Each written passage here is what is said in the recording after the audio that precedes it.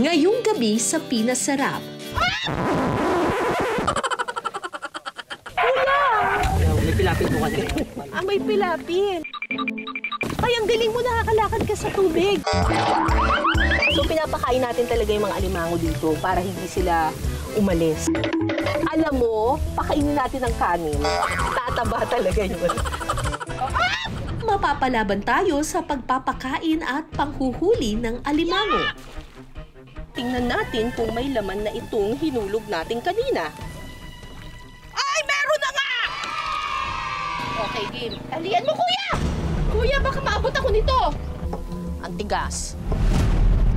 Itong isdang kapak ay hindi daw kumakain kapag gabi. After 6. Charot. Aalamin din natin ang proseso ng paggawa ng daing. Lahat yan lilinisin? Ang dami. Siyempre, ang mga pinaghirapan nating hulihin at gawin, titikman din natin. Sarap. Papapakin lang, ganyan. Opo, pwede na din po siyang Sige, ganyan. nakainin mo. Mamaya ba? Oo nga. Baka mamaya hindi totoo eh. Medyo matagal siyang masira. Okay ka pa, ate? Makakasama rin natin ang kilalang singer at komedyanteng si Kakay Bautista. Mga kapak na... Ang alat! Arya! Mali, dapat kanina pa. Kuya, paano nyo nagagawa mag-balance ng ganito? Ay! Diyos ko!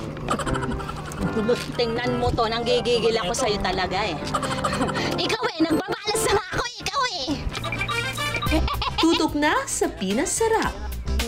Manood at matakam dahil titikman natin ang mga ipinagmamalaking seafood ng bayan ng Hagonoy sa Bulacan.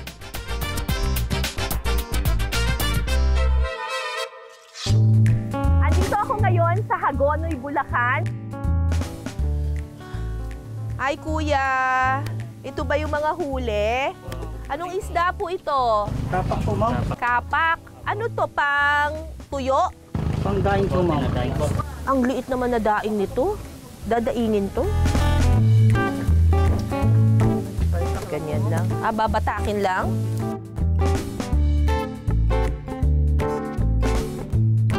Itong isdang kapak ay hindi daw kumakain kapag gabi. Ano siya? After 6. Charot. Nagda-diet, intermittent fasting. So, dahil hindi daw kumakain tuwing gabi, itong isdang kapak, ang sabi ng mga mangingisda dito, malinis daw yung kanyang bituka. Therefore, hindi na daw nila kailangan linisin pa. So, anong tatanggalin lang natin pag nilinis? Abdo po. Abdo lang? Eh, yung hasang! Tanggalin po. Tatanggalin siyempre dapat yung hasang. Sumabit na.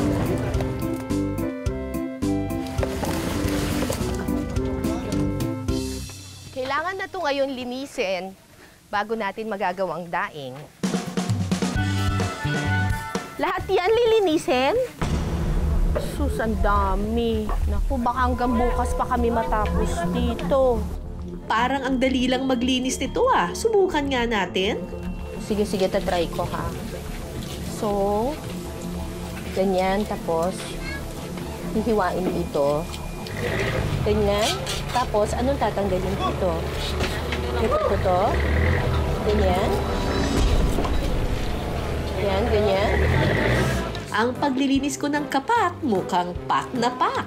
Ang galing naman! Oh, gumagaling na ako. Kahit papano. Galing ni ate. Nalaman ko rin na halos wala palang tapon sa isdang ito. Pati yung pusod? Saan kinukuha yung pusod? Aba, panalo. Bakit? Anong ginagawa doon sa pusod? Dito po, pag nakuha po, pinapaksiw na po namin. Tapos nilalagay po namin siya sa garap. Bakit? Nabibenta po siya namin ng 200 po isang garapon. Yung garapon po ng peanut. Magkano yung kinikita ninyo dito sa pagdadaing? Isang ganito po siya, 50 pesos. Kailangan makagawa ko ng isang ganyang puno? Oh my gosh, kailangan pala mabilis ang trabaho dito. Dami pang pusod. Dito na lang ako tagakuha ng pusod. Mas madali. Ay. Yan na? Malinis na yan? Ganun lang?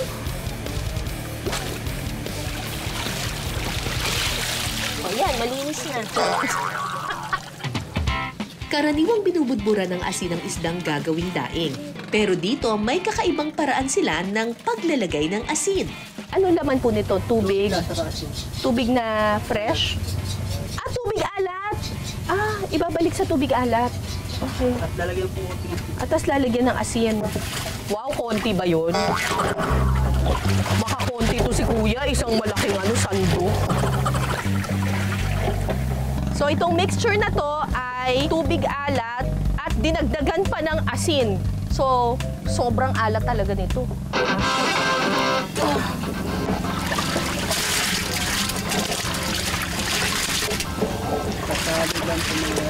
Hahaluin.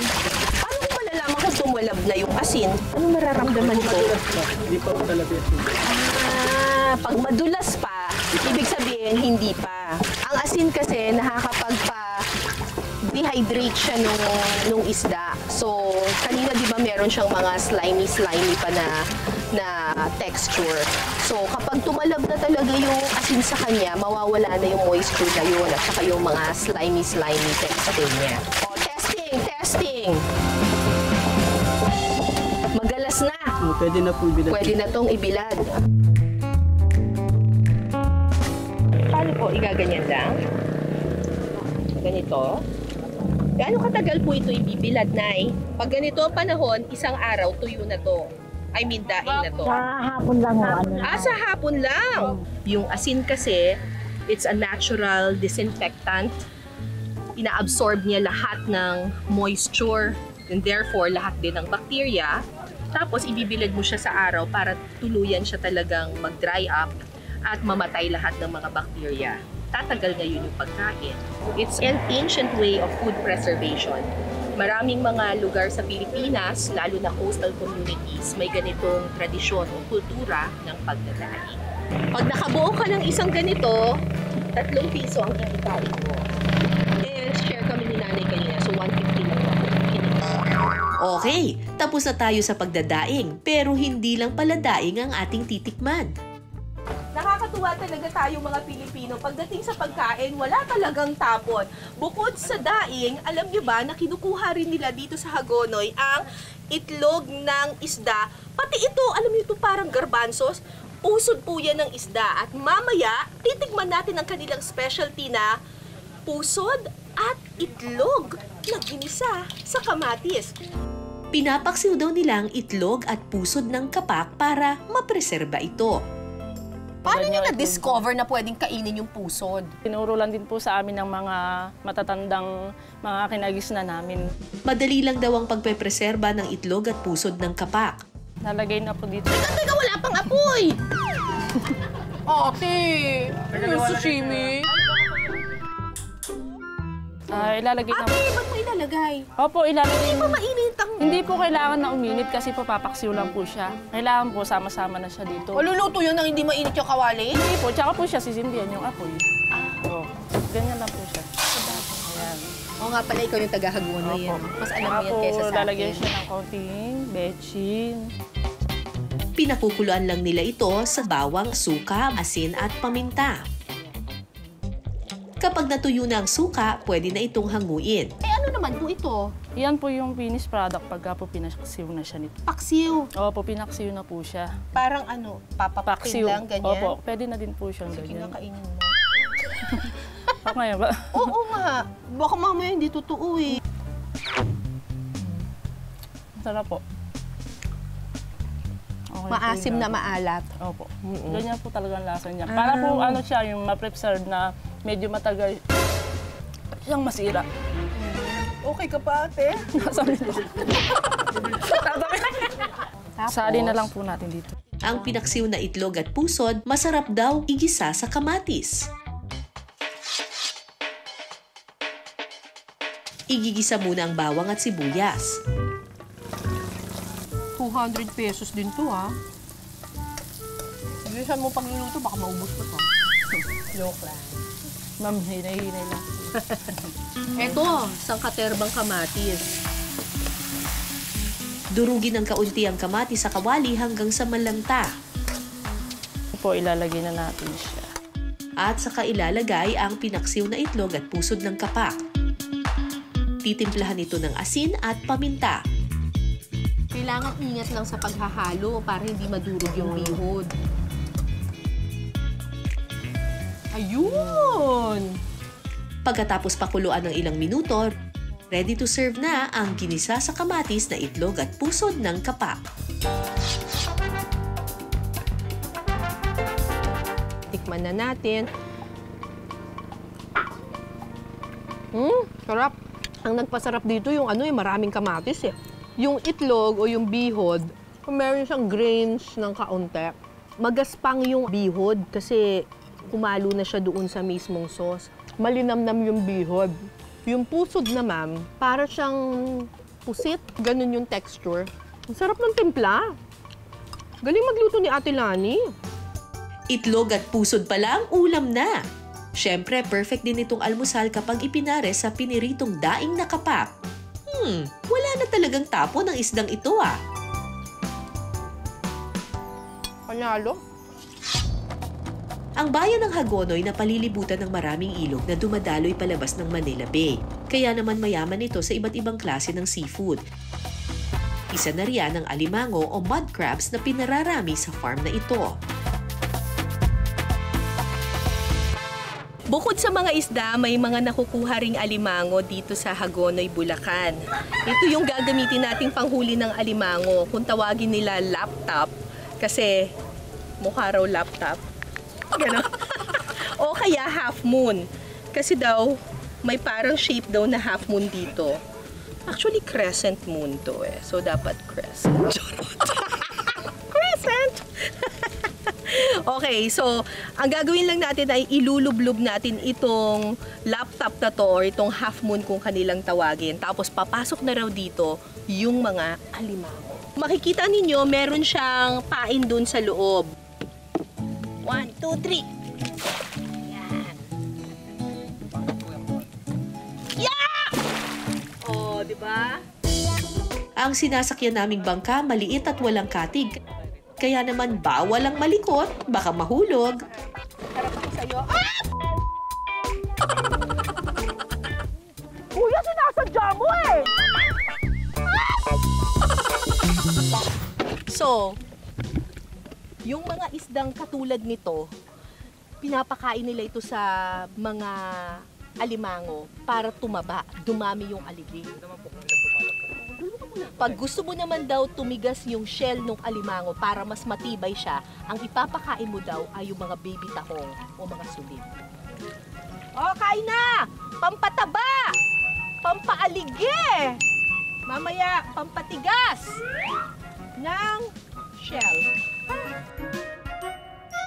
So usually, after 15 to 30 minutes, may kumakagat na raw na mga alimango doon sa mga pain natin. Tingnan nga natin. Kasi makalipas ang 30 minuto, tingnan natin kung may laman na itong hinulog natin kanina. Ay, meron na nga! Bonggang-bongga! Ayan. Feeling ko maraming aligito. Teka, ano ba to? Ay, lalaki. Okay. Nasaan na yung isa pa natin hinulog? Tingnan nga natin. Okay, bokya. Wala. Ilaglag natin ulit. O, wala pa.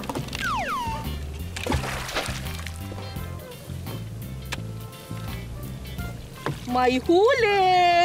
May nahuli na naman akong lalaki. Bongga! Alimango ang nakuha natin at mukhang matataba talaga sila. Mukhang malalaking mga alimango. Ang mga nahuling alimango, kailangan daw talian ng mga sipit. Extra challenge ito para sa akin.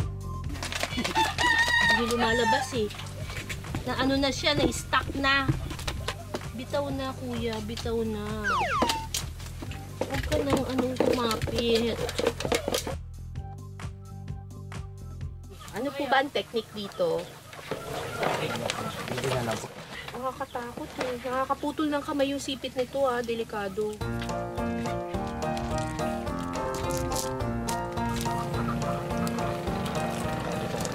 Kuya, ako na lang ang hahawak. Ikaw na lang magtali.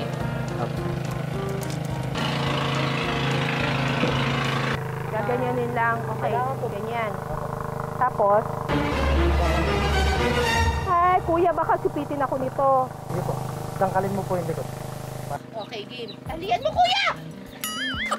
Kuya, baka maabot ako nito. Ayan, o sige. Kaya ko ng talian to. Kaya ko na itong tali. Ay! Sige po. Tapos, isa pa, buhol. Scary! Hindi pala biro ang pagtatali ng mga sipit ng alimango.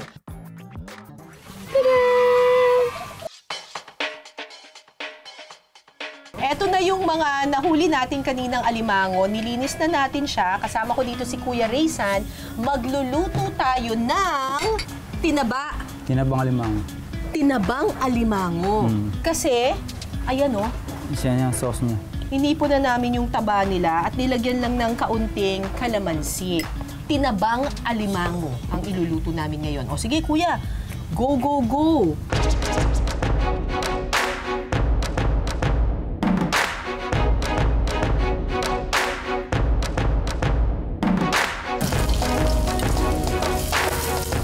Igigisa muna ang bawang at sibuyas sa kawali. At saka ilalagay ang biniyak na crabs para maluto ito. Kapag nagkulay orange na ang alimango, pwede nang timplahan ng toyo. Titimplahan din ito ng asin, paminta, dadagdagan ng kaunting tubig at saka pakukuluin. At saka ilalagay ang hiniwalay na alige kanina. Ilang minuto pa, luto na ang tinabang alimango. Okay, luto na. Woo! Panalo. Naku, delikado to sa mga puso natin, kuya. Tutok-batok. Oo, delikado to. Kolesterol. Nakakabata yan, kuya. Okay. Tinabang alimango. Ilabas na ang kanin kasi ako na'y kakain. Ano kaya ang lasa ng tinabang alimango? Titikman natin yan mamaya. Siyempre, may humihirit. Hindi raw pwedeng ako lang ang mag-food trip sa Hagonoy. Ang makakasama natin ang singer-actress na si Kakay Bautista. Bakit? May problema ba? Wala po, nagutom lang ako. Paborito ko kasi yung sinigang na hipon. Anong hipon pinagsasabi? Anong hipon pinagsasabi mo, ha? Pero pahinga muna daw dyan si Kakay. Dahil ngayon, mangingisda ang ganap niya. Sabi. Guys, nandito kami ngayon sa Bulacan. Mangingisda kami ng, ang pangalan nun? Kapak. Easy lang, Kakay. Focus lang daw sa mga isda. Hoy! Magsigising kayo, mga isda! Mga kapak na... Ang alat! Andito na kami! Maalat na tubig! Ay, ang galing! Sandali. Paano kukunin? Eto na muna ako. Isang kapak. Maiga. Ito iba. Ano to? Yan. Kawawa naman. Sorry, fishy. Kinakain. Suos. Suhos? Sauce. Wala, tumitibok-tibok pa yan siya. Saan nahawakan? Kawawa naman yung mata.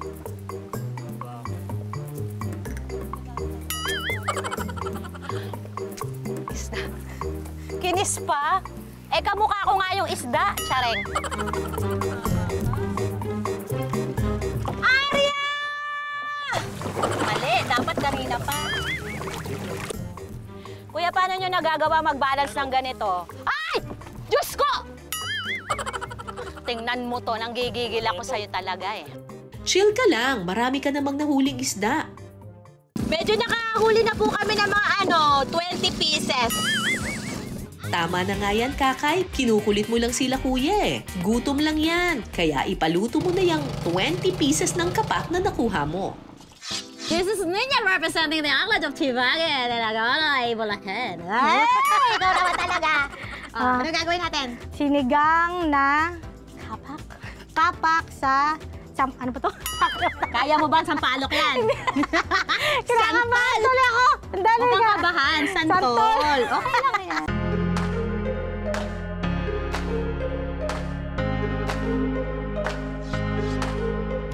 Sa isang kaldero, lalamasin sa tubig ang santol para mas madaling lumabas ang asim. Ilalagay na rin ang sibuyas, kamatis, sili at asin saka pakukuluin. Kapag kumukulo na, saka ilalagay ang isda. Huling idadagdag ang gulay. Pagka lumitaw na yung mata niya, means pwede na siya. Ay, pag lumuha na yung mata, tingnan niyo yung mata ko. Pag gano'n na yung level, pwede na yung anuhin. Pwede na ilagay ang gulay. Lagay na natin. Yan. At ready na ang sinigang na kapak. Isasali na ni ate ang ating sinantulang kapak.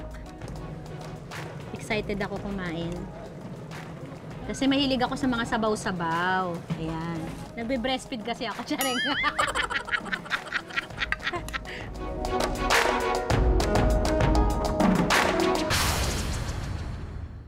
Eto na ang ating nilambat-lambat.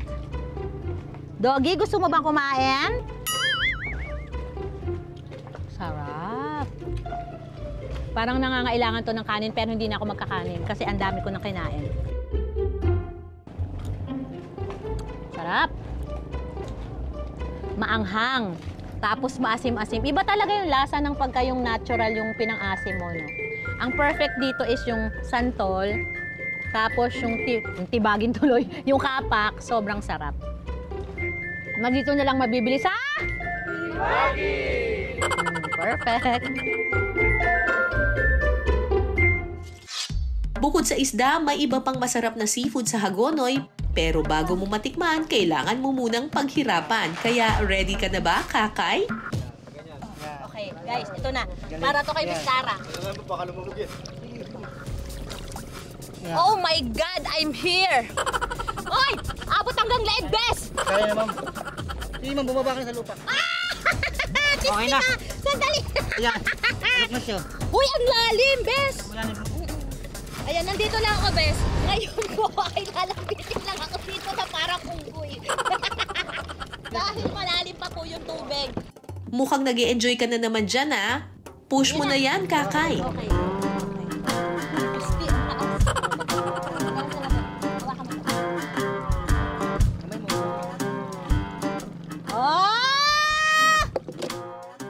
Ayan na, guys, binubukit ko na. Pag umaray si Kuya Joey, kamay niya na nang dumubog. Ayan siya, oh. Ano yung parang green tahong yan? Tahong. Sa talaba, may nakakabit pang tahong. Ayun na, guys, pupunta na ako sa bangka. Ay! Sige, okay lang. Ay! Sandali lang! Aray!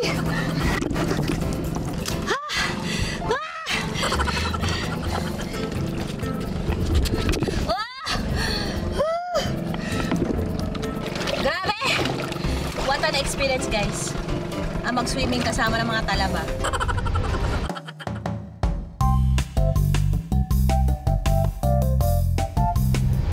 Ito yung mga kinuha natin mga talaba kanina. Mapapakinabangan ang pag-iusong ko.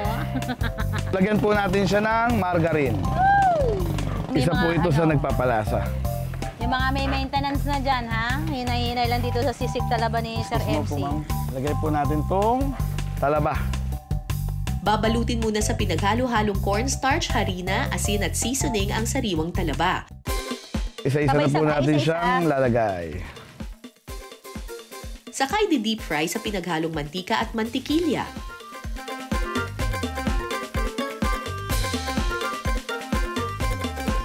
Actually, ma'am, ito lang po yung medyo hardest part sa pagluluto nito, no?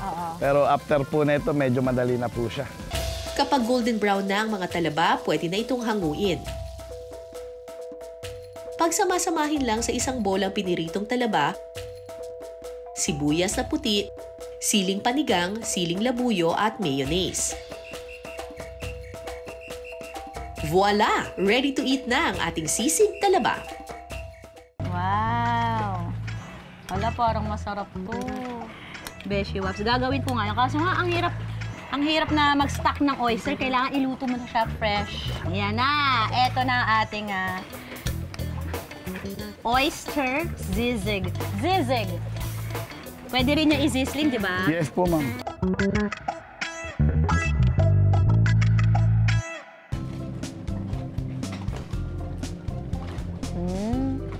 Sarap.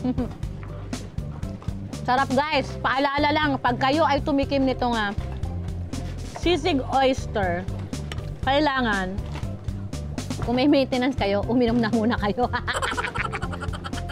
Ang harap! Ano mo, perfect net? Perfect? With a letter F. Kasi, sakto lang yung nilagay namin pa ng sili. Kasi kung mas maraming siling labuyo, mas magiging maanghang siya.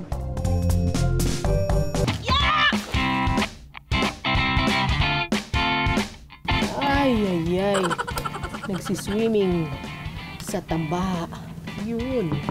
Yung masarap yan, yung sauce. Mapapa-extra rice kaya ako sa sarap nito? Tikman na yan! Okay, tikman na natin to. Ang sarap. Wow! Actually, solve na ako, sauce pa lang. Naghahalo yung lasa niya dun sa alat ng ng alige. Ang sarap! Eto na, ang sipit. Ayaw magpakain Ayan Ayaw. Napakasarap naman ito. Dahil fresh na fresh siya, manamis-namis yung laman. Malinamnam siya na maalat-alat at medyo maasim-asim ng kaunti dahil dun sa kalamansi. Ay, panalo. Ang masaganang ilog ng Hagonoy ay biyaya para sa mga residente rito. Sinusuklian nila ito ng malasakit at pangangalaga. Kaya naman busog sila sa pagpapala. Hanggang sa susunod nating kwentuhan at salo-salo, ako po si Cara David. Ito ang Pinas Sarap. Ay, panalo.